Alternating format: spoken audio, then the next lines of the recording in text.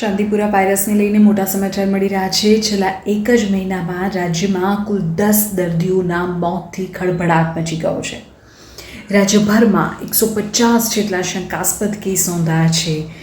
જીબીઆરસી ખાતેની તપાસમાં તો 26 સેમ્પલ પોઝિટિવ સામે આવ્યા. 9 દર્દીઓના રિપોર્ટ હજુ પણ પેન્ડિંગ છે.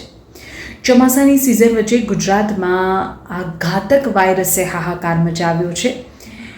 ચાંદીપુરા વાયરસનો કહેર દિન પ્રતિદિન રાજ્યમાં વધી રહ્યો છે. બાળકો તેનો ભોગ બની રહ્યા છે. છેલ્લા એક મહિનાના સમયગાળામાં ચાંદીપુરા વાયરસને કારણે રાજ્યમાં કુલ 10 માસૂમ બાળકોના મોત થઈ ગયા છે.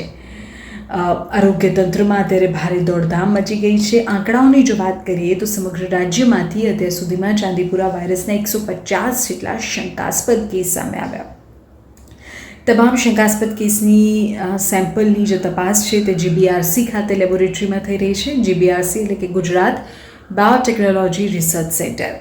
26 પોઝિટિવ કેસ કન્ફર્મ થયા છે. 9 સેમ્પલના રિપોર્ટ હજુ પણ પેન્ડિંગ છે. બીજી તરફ નોંધાયેલા 10 મોત પૈકી 3 દર્દીઓ તો પડોશી રાજ્ય રાજસ્થાનના હતા, જેઓ સારવાર માટે ગુજરાત આવ્યા હતા. રાહતની વાત એ છે કે યોગ્ય સારવાર મળતા 3 પોઝિટિવ દર્દીઓ સ્વસ્થ થયા છે અને હોસ્પિટલમાંથી ડિસ્ચાર્જ પણ થઈ ગયા છે. ચાંદીપુરા વાયરસના વધતા સંક્રમણને અટકાવવા માટે ગાંધીનગરથી લઈને તમામ જિલ્લાનું આરોગ્ય તંત્ર અત્યારે એલર્ટ મોડ પર છે. ગામ હોય કે શહેરી વિસ્તાર, શંકાસ્પદ કેસ સામે આવે એટલે તાત્કાલિક આરોગ્ય વિભાગની વિશેષ ટીમ સઘન સર્વેલન્સ કરે છે. કાચા મકાનો, ભીતની તિરાડો અને સેન્ડફ્લાયના ઉપદ્રવવાળા વિસ્તારો, રેતીની માખીના ઉપદ્રવવાળા વિસ્તારોમાં દવાનો છંટકાવ થઈ રહ્યો છે.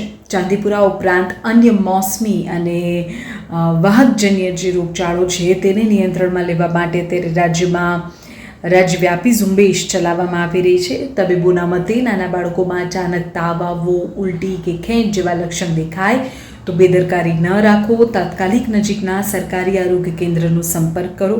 ચાંદીપુરા વાયરસનો ભોગ બાળકો બની રહ્યા છે. બાળકોને બચાવવાની જવાબદારી આપણી છે. એટલે જો કોઈ પણ આ પ્રકારનું લક્ષણ દેખાય તો તાત્કાલિક હોસ્પિટલ જાઓ, ડૉક્ટરનો સંપર્ક કરો.